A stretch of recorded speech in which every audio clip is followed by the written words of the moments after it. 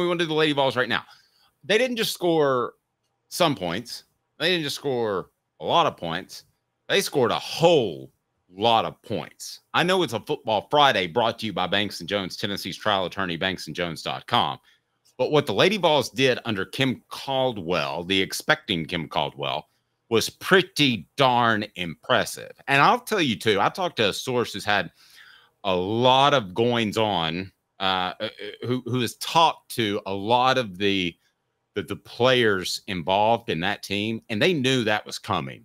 They think they're going to run a lot of people out of the building. I was told that last Wednesday, not this Wednesday, but last Wednesday. They think they're going to run a lot of people out of the building. I will tell you this. I'm not going to pretend to know every player as well as Caleb, but the confidence is much, much higher than it was last year or any time in recent memory, to the point that this person actually wondered aloud if it was cockiness. But when you score 130-something points, that's confidence. Yes, and so the Tennessee Lady Vols beat Carson Newman yesterday, 135-49 by 86 points. It was an exhibition, and yes, it was Carson Newman. You expected Tennessee to dominate that game. But Dave, as you know, when in college basketball, when you play lesser opponents, the way you expect to dominate is by scoring a ton of the paint because they just don't have the size to compete, right? That's how you usually expect to win. Lady Vols didn't win that way, although they did dominate the paint. They scored 58 points. But that was because of their defense. Let me just throw a few stat lines at you, Dave, real quick. Guess how many steals the Lady Vols had in the game yesterday? Just guess. I'm going to go with 28 because I know that you're going to pick a high number. You were close, and you were still under. It was 30. Yeah. They had 30 steals. Guess how many turnovers Carson Newman had? I'm going to go with 42. Darn, you're close. You're doing well. It was 43. Yeah. 43 turnovers. Tennessee was 19 of 48 from three, which is just solid from three. Not like blow you away, but that's still really, really good. They had 6 players score double figures, but here's the real crazy stat too. They took 94 shots. 94 shots, which is an insane number, shooting over 50% on the night. They also, I mean, this is the big thing. Kim Caldwell wants to play up-tempo, fast break, aggressive. They had 58 fast break points. They turned up the tempo. They played aggressive, and this is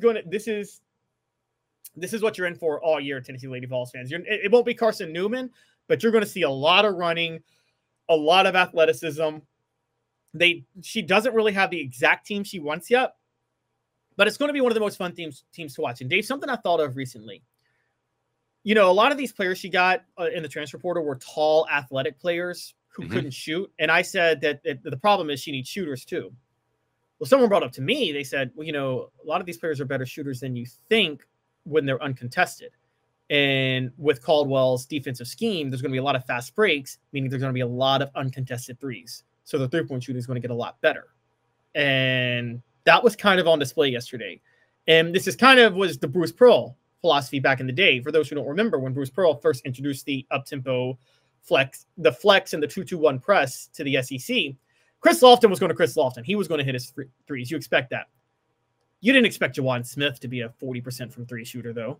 I mean, that's not something you saw coming. And that's where things got different, was because Jawan Smith in this system was getting so many open looks. And that's Kim Caldwell's philosophy. It is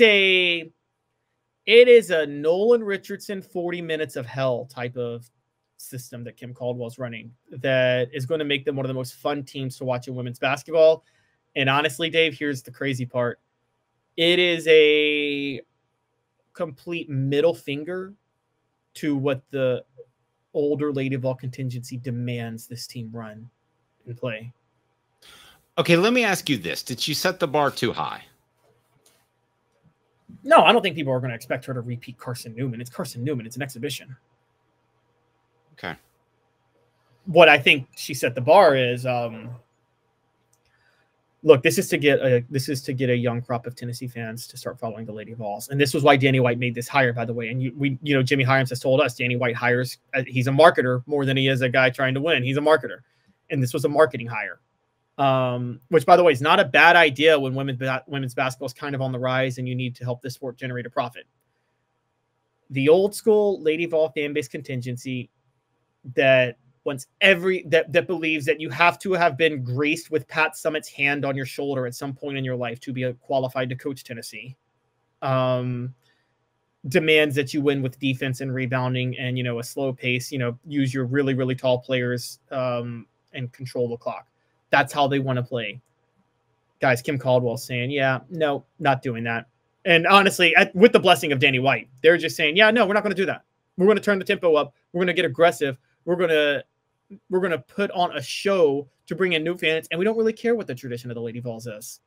And I mean, I think that's upsetting. That's going to be upsetting to a lot of people, Dave. It's kind of like when Tennessee, I just talked about how they moved away from the single wing with Doug Dickey in the 60s. Kim Caldwell's Doug Dickey for the Lady Vols. But let me ask you this. You're acting almost as if this is going to be some sort of huge transition. To me, if you go back, like if Josh Heupel said, I've decided, like we were talking about earlier, to run the triple option and play defensive football. If you go in that direction, I think you lose some fans, but they're going to more aggressive style. So I don't think you're going to have any pushback from the Lady Vol fans other than just their expectations are too high. You can go back and look at, so again, in the 1960s, when Doug Dickey, like I was talking about, installed the T formation, which was, again, everybody else had been doing it since the early 50s, and Tennessee was the last to hold on to the single wing. The traditionalist of the Neyland Legion was like, we don't win this way. We win with the T formation. They were upset about that. They were upset about the new traditions he saw. They were upset about him bringing the power T back. They hated that too.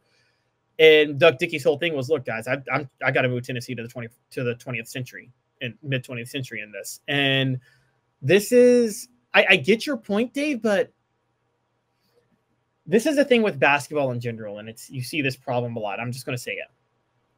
Older basketball fans have a belief in the way the game is supposed to be played. And it's the boring style that maybe they grew up playing when they played high school basketball in the state of Tennessee. I think for those who don't know, Tennessee women's high school basketball until 1978 you had an offense and a defense. Basically, you had 5 players on one side and 5, maybe it was 3 on one side and 3 on the other. It was a wild way they played. They don't like the concept of running in full court and offensive firepower. It's not what they believe in. I don't think there's going to be any pushback at all. I mean, I think you're going to have some people that'll come up to me at the gym, and I had one this morning ask me, who are they going to get recruiting-wise over the Lady Vols? And I said, I don't know. But I think that you have to remember that this fan base is loyal. And you talk about older, not to sound crude, but some of those older fans are not as engaged as they used to be. And I mean, I don't want to sound mean here, but I just don't think you're going to have any issue with the Lady Vol fan base and the style of play. The issue with the Lady Vol fan base is going to continue to be, you're not going to have a coach that's going to win 7 national championships, and you need to get used to it. Right? Yeah, you're not. And by the way, UConn's got to get used to that too. Gina Emma hasn't won a national title since 2016. Sure. And it's like, okay, if Pat Summitt was hired now and she was every bit as good of a coach, I want you to think about this for just a second. And she coached how many years, Caleb? From 74 to basically a quarter of a century. 38 years. 38 years. Okay. If she's the exact same coach hired now, when there are a lot more teams that can win a national championship and the sport is a lot more balanced than it used to be, how many championships would she win? Think about that for a second. The UPS store, Hardin Valley, helping individuals and small businesses, wide range of products and services, locally owned and operated. The link is right down below, owned by Vol fans. Caleb, it wouldn't be 7. No, she won 8. Sorry. So I misspoke earlier. 8. Don't expect 8. But if she were hired right now and you knew how great she was, it would still be incredible if she won 4. nowadays because the sport is so much more balanced. And I'm going to be honest, she'd have a harder time than most because Pat Summitt, the way she nixed the rivalry with UConn, she believed in a purist stance on how to approach the game, in a sense of she didn't believe you use things to your advantage with recruiting. So for those who don't know why she ended the series with UConn, it was because Gina Auriemma won out a battle with her over Maya Moore. And the way he went out that battle was she believes touring, helping Maya Moore tour ESPN facilities all the time, and ESPN being in Bristol had by that point almost all their women's basketball analysis was former UConn players, and Pat Summitt had a problem with that. And so Gina Auriemma was clearly like sending a pipeline of kids to do that, and she hated that, and so she nixed the series. Well, and if I can add to that, he had to give them money because the cafeterias at the ESPN facility are way overpriced. So it's just ridiculous. Well, there's another layer. $18 for lunch. But also here's the other point. She, for instance, Pat Summitt, did not believe in showing players the Women's Basketball Hall of Fame in Knoxville because she thought that was an unfair recruiting advantage. That's how she thought. She tried to get now. You and I know you can't. You take advantage of what you have, right? I don't care if it's unfair or not. When you're recruiting, you use your unfair advantages, and she was radically against that on the recruiting trail, to her detriment. Now I don't know if she finally would have changed and updated with that over the time. Over time, I would hope she would have, but that was hurting her in recruiting towards the end anyway. I mean, look, she's a Candace Parker recruit away from her last national title being in 1998.